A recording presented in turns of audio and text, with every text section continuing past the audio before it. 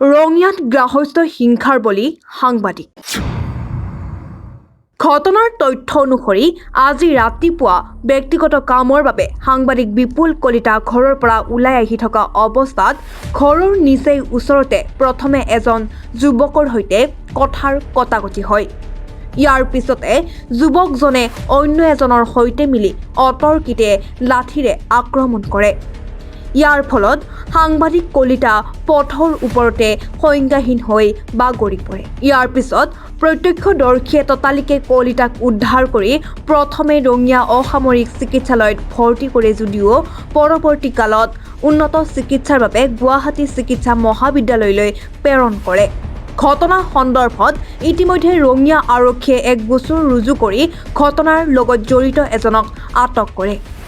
উল্লেখ্য যে আক্ৰমণকাৰী যুৱকজন কলিতাৰ প্ৰায় ৮ বছৰ পূৰ্বে বিচ্ছেদিত পত্নীৰ ভায়েক। এই আক্ৰমণৰ ঘটনাক তীব্ৰ গৰিহণা দিয়ে ৰঙিয়া মহকুমাৰ ডিজিটেল প্ৰেছ ক্লাব তথা ৰঙিয়াৰ বিভিন্ন দল সংগঠনে।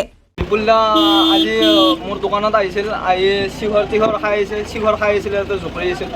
জোকৰি যাওঁতে সেই ভাগৰ পৰাই দুইজন ল'ৰা আহি তাৰমানে কি স্কুটিৰ পৰাই চাবিটো বন্ধ কৰাই নাই আৰু স্কুটিখন ফেলে সেই টাকানাডালেদি তাৰমানে কি দুহাতেকে আকুব মাৰিছে মাথাত। তেওঁ সেই মাথাত কোবটো খাই তাৰমানে দাউৰিব চেষ্টা কৰিলাক।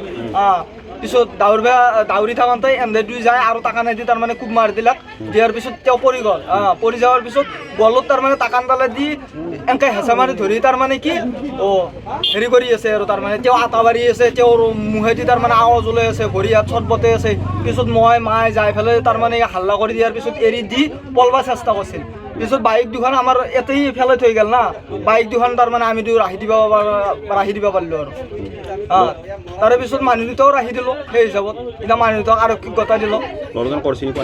আমাৰ কাষৰে উদিয়ানাৰ ইয়াৰে ৰিপৰ্টাৰ হয় তেওঁ, প্ৰেছত কাম কৰে তেওঁ, নতুনকৈ প্ৰেছত কাম কৰি আছে। মই বিপুল কলিতা।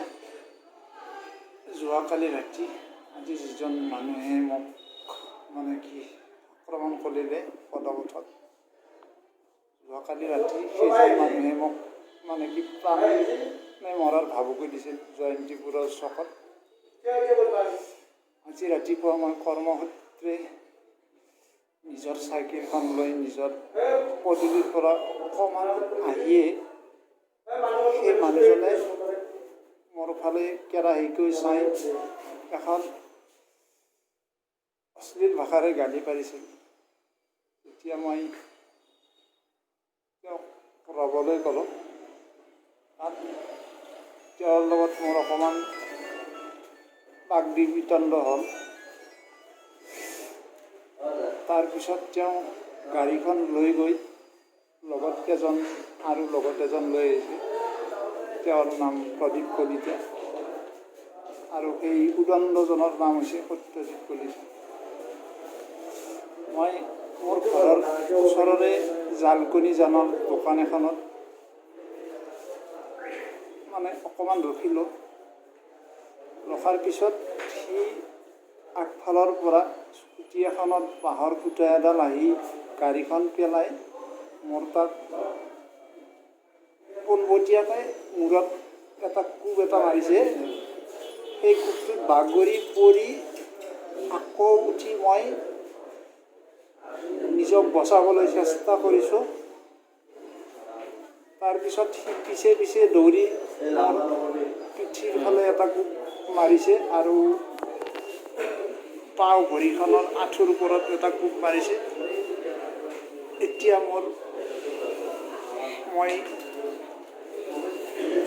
মই তাত বেহুচ হৈ পৰিলোঁ।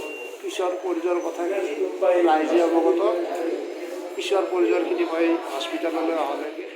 ৰঙিয়াৰ পৰা সৈয়দ মোস্তাফা আহমেদৰ report, news nest. The implementation of science and technology is a blessing for the entire universe in 21st century. At this time, Brahmaputra College, Guwahati, offering BSc Nursing, and BSc Medical Lab Technology under Srimanta Shankardev University of Health Sciences and Government of Assam. We also offer BSc and MSc in various disciplines like Applied Physics, Computer Science, Geology and Chemistry under Assam Science and Technology University. For admission, contact 8811096296.